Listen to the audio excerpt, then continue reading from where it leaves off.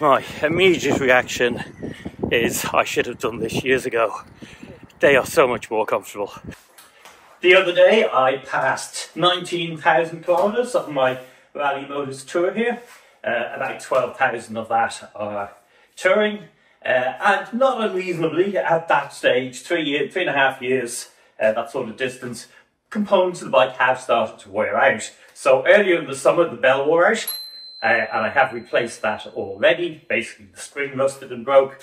I've replaced multiple chains on it. I've also replaced the tyres this summer. They might have lasted a bit longer, but I was going to Spain for a month and I didn't want punctures if they could be avoided. But now it's come time to replace another key component, and that is the handlebar grips. Basically, as you look at them here, you'll see the rubber has perished. They're literally starting to fall apart. Alright then, let's have a look at what the specific problem is here. So this is the old grip. As you can probably see, it's actually worn smooth. The end, the rubber has perished and it's now peeling off. It's collapsed entirely there. And also, as I cycle, it slides down the handlebars, so I have to keep banging it back up. Like, well, obviously I could just get something that's very similar to what's here, which is kind of standard tubular grips, but I wonder if there's better options out there. So I went and had a look online and I realized you can get grips that have a pan support built into them. Now, one of the big changes I made this summer's touring, and that I found made a big difference, was previously my palms had got sore, you know, after 3 or 4 days in the saddle, and also actually my fingertips often at the end of the day were quite numb. So I bought myself a pair of cycling gloves with gel inserts, and that made quite a difference, I found, actually. Like, it almost eliminated that problem altogether. But I thought, okay, probably there are other handlebar grips that are better. Started looking around. Sure enough, I discovered you can get ones that have built-in pan support and also that have a protrusion at the end. And the protrusion at the end is basically so you can cycle like this, holding the protrusion to steer by. So if you get sore in one position, you can change positions.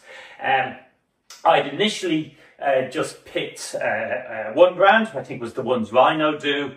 And then I posted to the Cycle Touring for Beginners Facebook group and asked, has anybody used these? And do you find they make a difference? Now, the response was almost 100% that yes, that style with the pan does make a difference.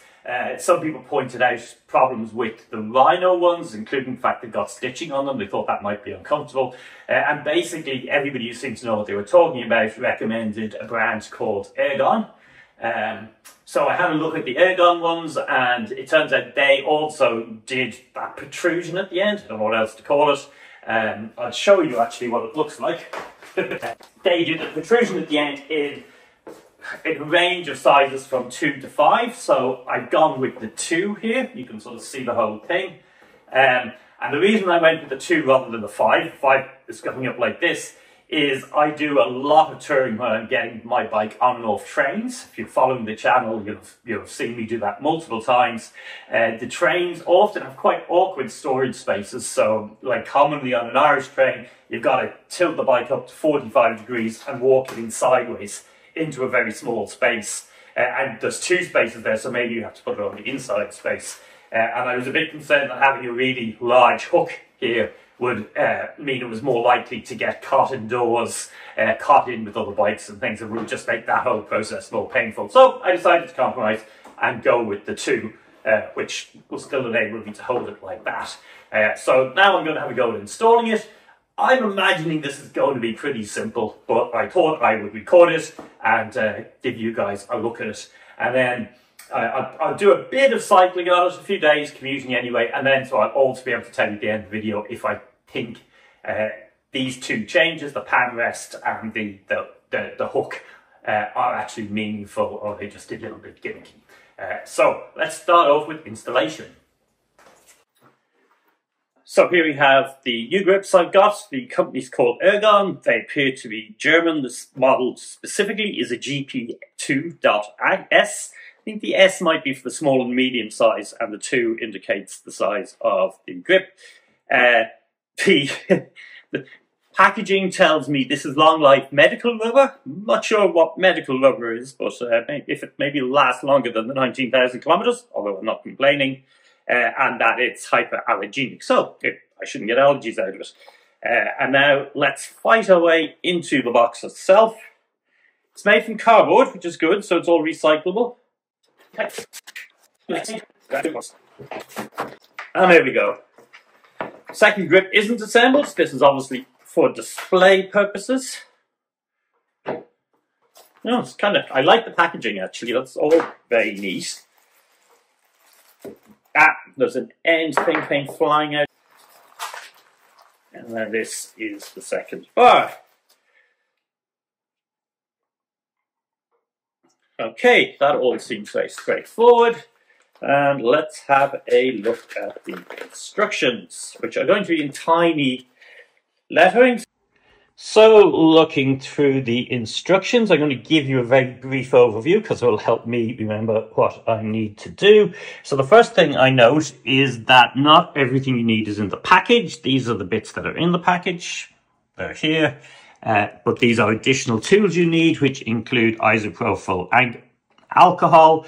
I'm going to use hand sanitizer left over from the pandemic.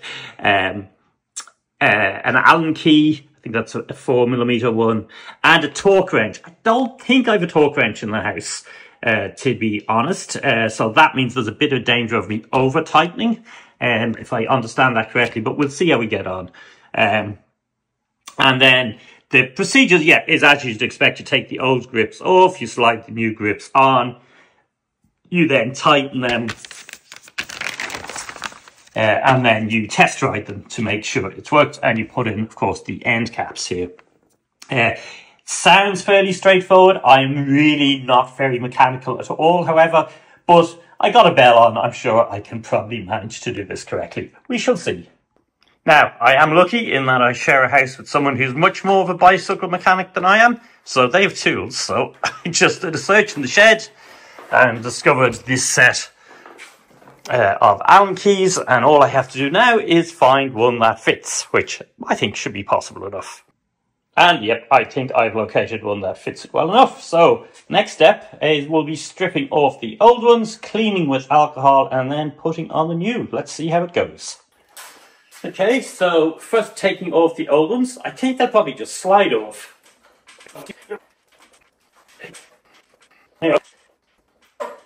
And I'm just going to double check that my new ones are the right size.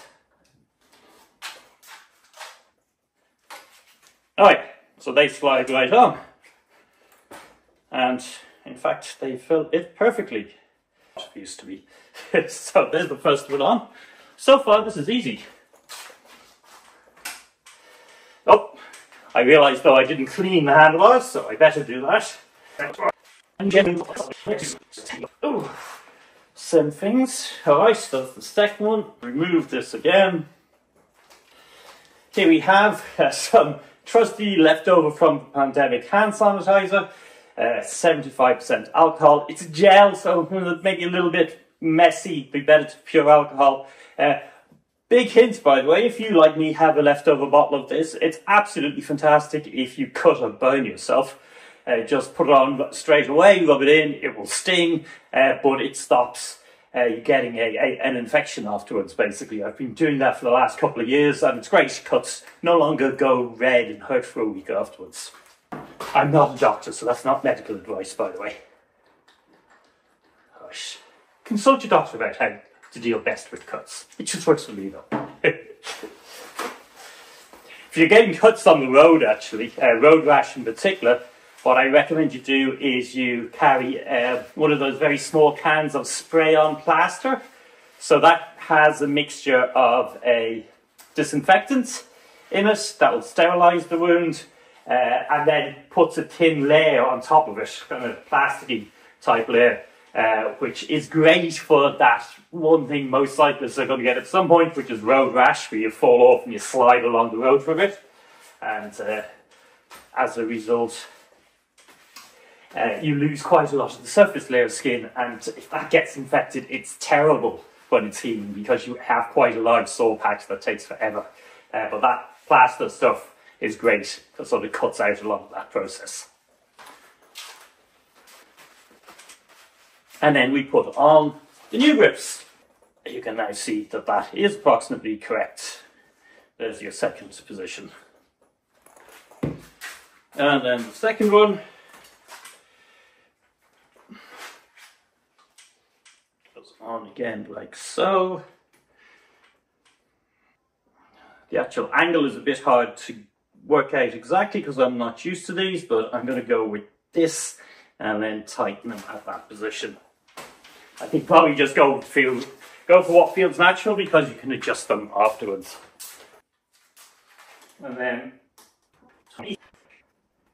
give that a few turns. I don't have a torque wrench, or if we do, I don't know how to use one. So I'm just going to do it by feel.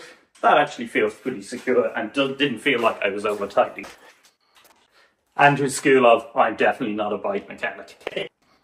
So the mechanism here is what this is doing is it's closing. There's a gap here and that pinches onto the end of the bar. So that's going to stop it sliding around when it's in actual use.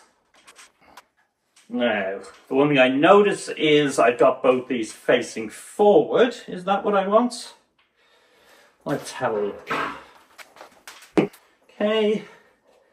They feel like they should be more upright than forward, so although it's adjustable, that if I look at it, there's a scale with 5 points on it, so obviously it may depend what you want or what you prefer. I'm just trying to go imagine it here. I think I would prefer something more upright, so I'm going to move them into that more upright position, which means loosening them up again. There we go. So you do need to loosen them up a fair bit. So I'm going to move them up to the almost vertical position. There isn't a right answer, but rather different levels will work for different people. I'm starting off with the maximum verticalness because I think that's what I would prefer. But if I decide it's not, then it'll just be a question of grabbing this tool again and readjusting.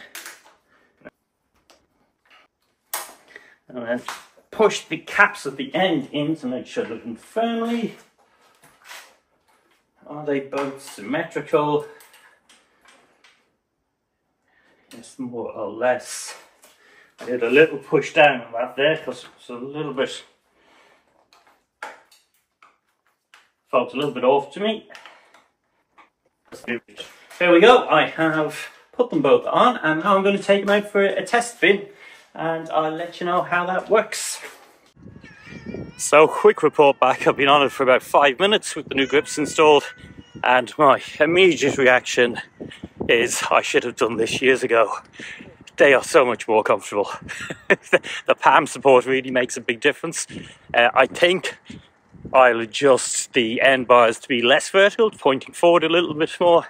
But yeah, my instant 5 minutes later review, and obviously I'll have a deeper look into it before I say anything more, is excellent.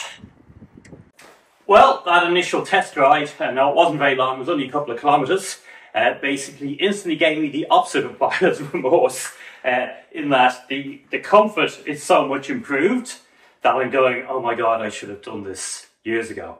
Yeah, really transformative. Now, don't let that be the final word in it. Maybe when I've done 100 kilometres in a day, I'll notice there's a particular problem that I'm not aware of from doing a quick run of a few kilometres. But yes, really good difference to make. Certainly big enough that actually, now that I know about it, I probably would replace perfectly functional grips rather than waiting for them to fall apart as I did in this case. The only thing I did discover was that actually the vertical position is probably a bit less comfortable. You probably can't really see, but this is at a bit more of an angle, whereas this is more vertical, and that was definitely more comfortable. So in fact, I'm going to do what I should have done in the first place, which is adjust it on each of them to the midpoint of the scale, which I think is probably more like a 45-degree angle, and see how that works out. But certainly thumbs up for me in terms of that starting out. I look up the brand and the price I paid for it. I think for about 40 sterling, maybe it's 40 euro, I'm not quite sure which, and just put that up on the screen at this point so you can get an idea. But yeah, definitely worthwhile. So hope you found my clumsy installation there useful. I have done more testing of the grips since. I've now done about 100 kilometers and yep, perfectly happy with them.